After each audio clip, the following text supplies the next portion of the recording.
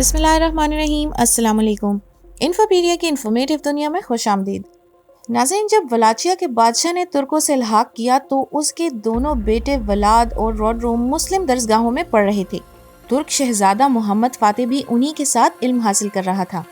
جب تعلیم مکمل ہو گئی تو عثمانی سلطان نے وزراء سے مشورہ کیا اور ولاچیا کا امیر مسلمان کو بنانے کے بجائے عیسائی کو ہی بنانے کا فیصلہ ہوا تو ولاد ہی کو امیر بننا تھا، کیونکہ روڈرو اسلام قبول کر چکے تھے۔ آج ہم ولاد سوم کو ہی ڈریکولا کے نام سے جانتے ہیں، جو روڈرو کا بھائی اور سلطان محمد فاتح کا ہم جماعت تھا۔ ڈریکولا کے لفظی معنی ڈریکول کا بیٹا ہیں، یعنی شیطان یا ڈریگن کا بیٹا۔ جب ولاد سوم کا باپ ولاد دوم آرڈر آف ڈریگن نامی تنظیم کا ممبر بنا تو اسے ولاد ڈریکول کا نام دیا گیا، جس کا مطلب ہے اولاد ڈریگن یا اولاد شیطان۔ آرڈر آف ڈریگن تنظیم کو یورپ میں خلافت عثمانیہ کے پھیلاؤ کو روکنے کے لیے بنایا گیا تھا۔ مشرقی یورپی زبان سلاوک کے مطابق ڈریکولا کا مطلب ڈریگن کا بیٹا، جبکہ رومانین زبان میں اس کا مطلب شیطان کا بیٹا ہے۔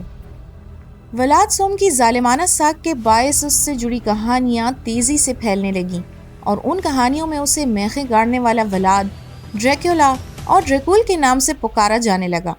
اس وقت پرنٹنگ پریس کی ایجاد نے ان کہانیوں کو مزید پھیلانے میں اہم کردار ادا کیا۔ آپ سوچ رہے ہوں گے کہ ایک نوجوان شہزادے کو اتنے خطرناک القابات کیوں کر ملے، تو ہم آپ کو بتاتے ہیں، سنیے۔ ولاد اور روڈرو دونوں بھائی ترک شہزادے محمد فاتح کے ساتھ ایک ہی درسگاہ سے پڑھ رہے تھے، لیکن جب عثمانیوں نے ولاد کو واپس ولاچیا بھیجا تو اس نے عثمانیوں سے غداری کا انتہائی خوفناک طریقہ اپنایا۔ جب محمد دوم نے ولاد سے خراج کے مطالبے کے لیے اپنے قاصد بھیجے تو اس نے انکار کر دیا اور قاصدوں کو حکم دیا کہ وہ اس کے سامنے اپنے سر سے پگڑیاں اتار دیں۔ مسلم قاصدوں کا اب یہ ماننا تھا کہ ایسا کرنا صرف اور صرف اللہ کے سامنے جائز ہے، اس لیے انہوں نے انکار کر دیا۔ ولاد نے حکم دیا کہ ان کی پگڑیاں ان کے سروں میں میخوں کے ذریعے ٹھونک دی جائیں۔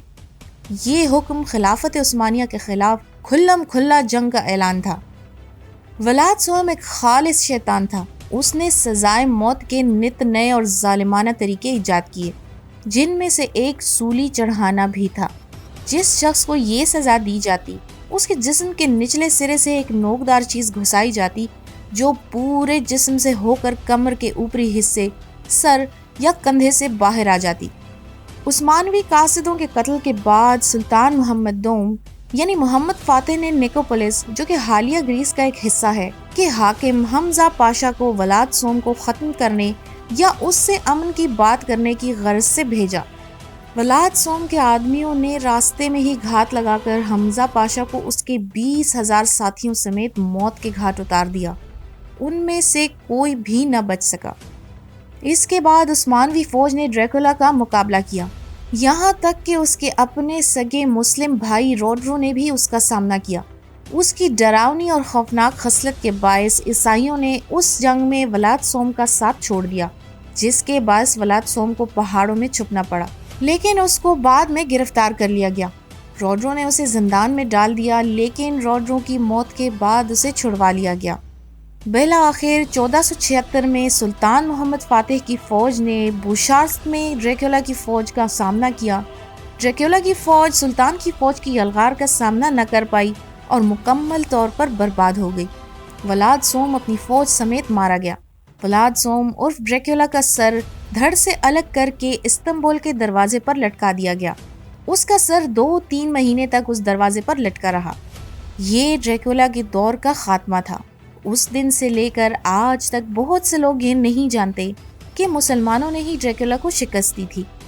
کہا جاتا ہے کہ برام سٹوکر نے اپنے ناول ڈریکولا کا تخیلاتی کردار 1897 میں ولاد سوم، جو کہ اصلی ڈریکولا تھا، کو مد نظر رکھ کر بنایا تھا۔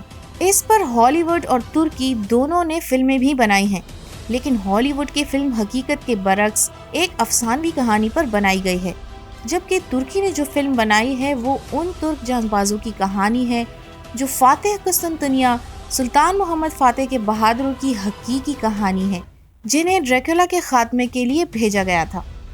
جی تو آپ کو کیسی لگی ڈریکولا کی ہسٹری؟ کمنٹس کر کے ہمیں ضرور بتائیے گا۔ ویڈیو پسند آنے کی صورت میں اسے لائک کریں اور اپنے فرینڈس کے ساتھ شیئر کیجیے، اور اگر آپ نے ہمارے چینل کو سبسکرائب نہیں کیا تو فوراً سے پہلے سبسکرائب کر لیجیے۔ ملتے ہیں آپ سے ایک اور اچھی سی ویڈیو میں ایک اور اچھے سے انٹرسٹنگ ٹاپک کے ساتھ۔ تب تک کے لیے آپ اپنا ڈھیر سارا خیال رکھیے گا۔ اللہ حافظ۔